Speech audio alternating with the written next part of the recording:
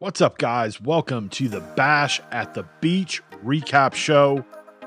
10 big matches, 7 championships defended here, and one huge debut a little bit later in the night. We would kick things off with a match for the WCW television title. Champion Shinsuke Nakamura taking on Ricochet. Now, Ricochet, fairly new to the WCW brand. He was drafted over in the draft earlier this month, and he earned this opportunity by winning a gauntlet match.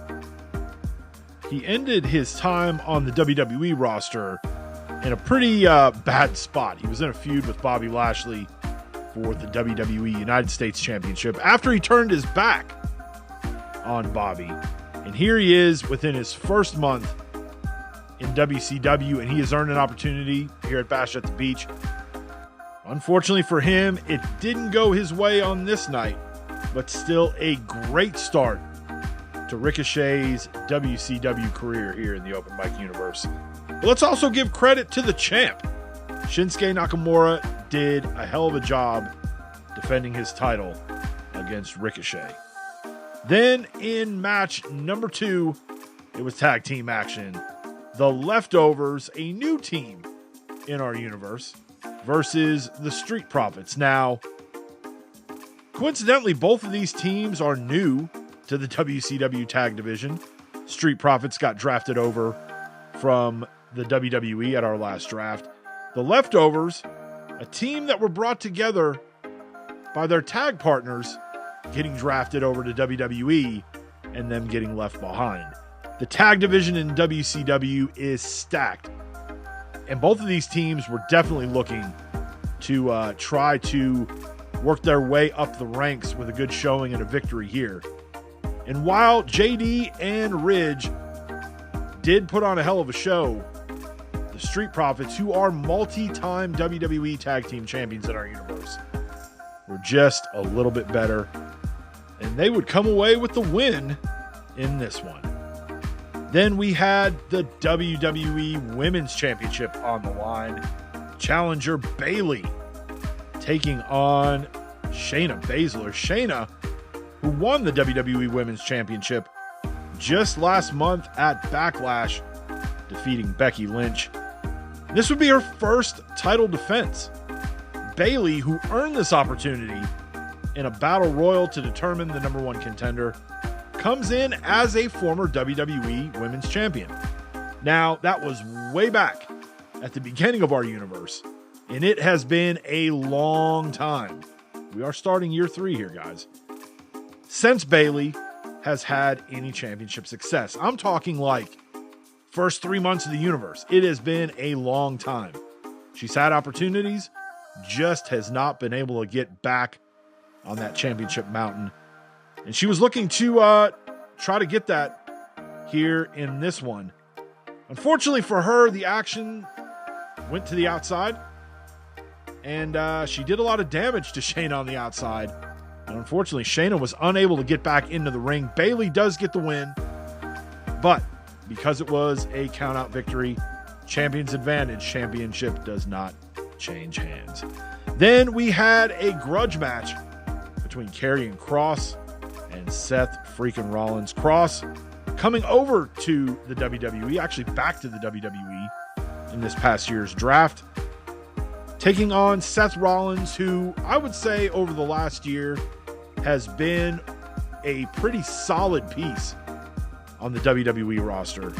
And Kross looking to make a statement in his return to the WWE, win after, probably outside of the champion, the next best guy to try to make a statement against. But as good as Kross has been, Seth Rollins has been probably, if we gave out an MVP award for last year, Rollins has to be in the discussion.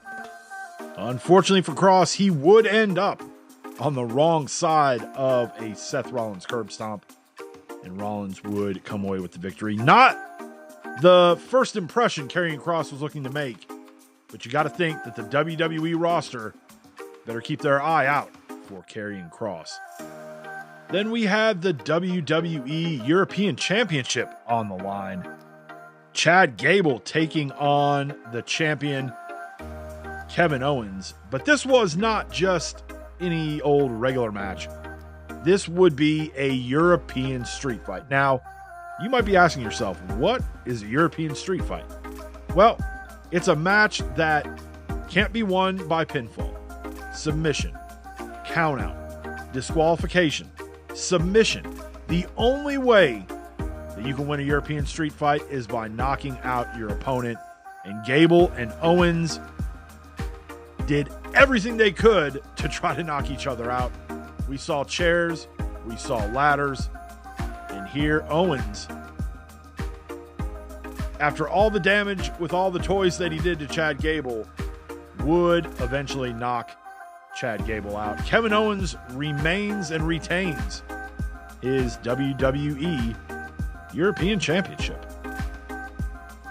Then it was time for the WWE Intercontinental Championship.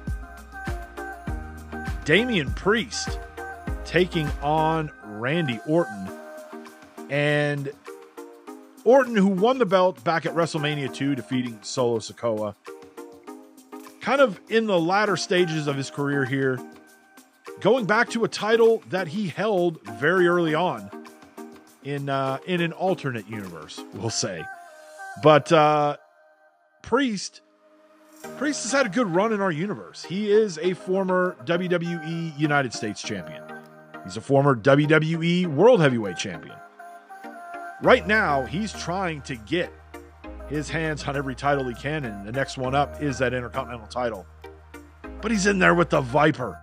And even though his buddy, Finn Balor, who he's been separated from the last couple of years, Balor has been in WCW, finally in this past year's draft, getting drafted over to WWE, wouldn't be able to help his buddy Priest out, as Randy would hit an RKO and get the victory and successfully retain his WWE Intercontinental Championship. Next up, we had the WCW United States Championship on the line. Cody Rhodes taking on the champion, the Scottish psychopath, Drew McIntyre. Now, Cody, who has come back to WCW. Year 1, he was on the WCW roster. Year 2, he was on the WWE roster. Year 3, he was actually the number 1 pick in the draft. And he comes in with a great resume. His time in WCW, former 2-time WCW television champion. On the WWE side, a former 2-time WWE World Heavyweight champion. Now that he's back in WCW, he's looking to add to his championship pedigree. But this one was kind of a different scenario. Normally, when you're the champion, you're the hunted, and it's the challengers who are the hunters. That's not exactly how Drew McIntyre operates. Even as the champion, he still tends to be the hunter. And he didn't wait for Cody or LA Knight or any of these new guys that got drafted over to WCW to come and challenge him. He is going after them. And that's exactly what he did for Cody. He would come up a little bit short here.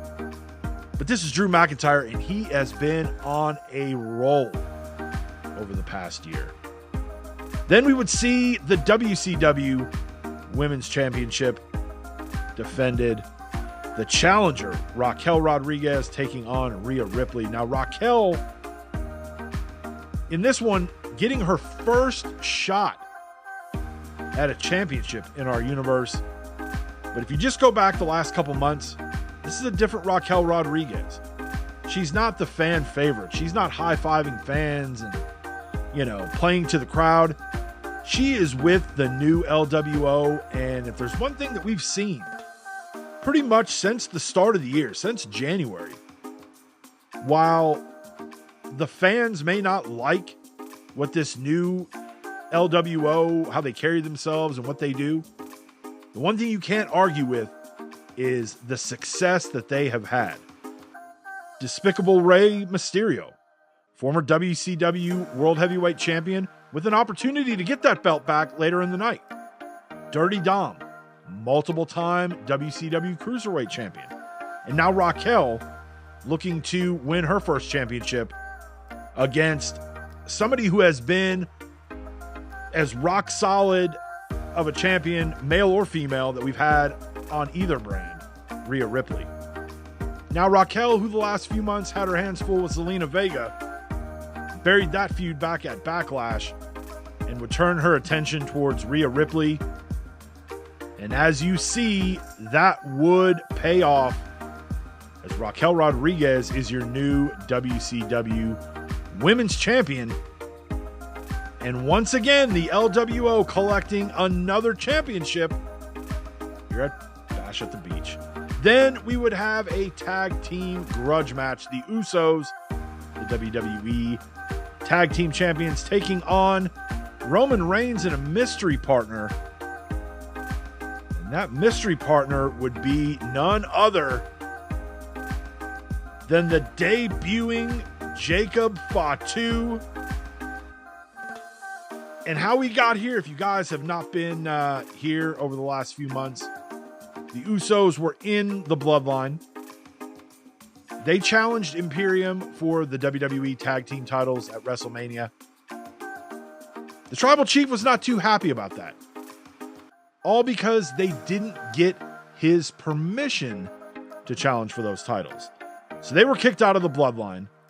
We saw the team of Tama Tonga and Tonga Loa show up and join the Bloodline. They would win those tag team titles at WrestleMania. Jimmy and Jay would then take those titles from them at Backlash. And then after Backlash, they set their sights on Roman Reigns and they would attack him on a weekly basis.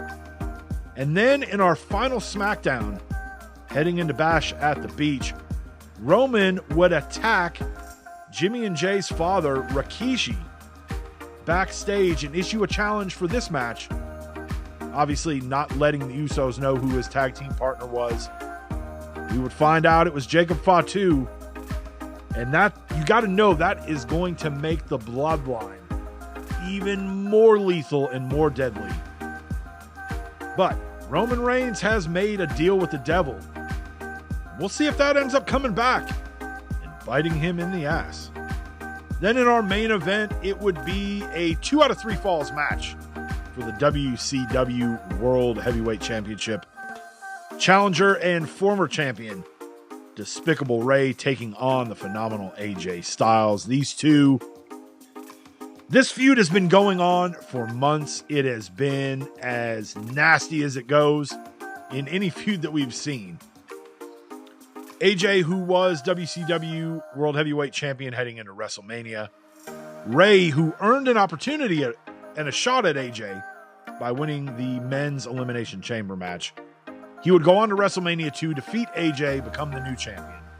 They would have a rematch at Backlash, which saw Despicable Ray take a play out of the playbook of his old pal Eddie Guerrero and lie and cheat and steal and purposely get himself counted out in that match. Now, the officials from WCW would not let that stand, so we had a rematch on the following Raw. Yes, the WCW World Heavyweight Championship was decided on Raw right before we had our first pick in the draft.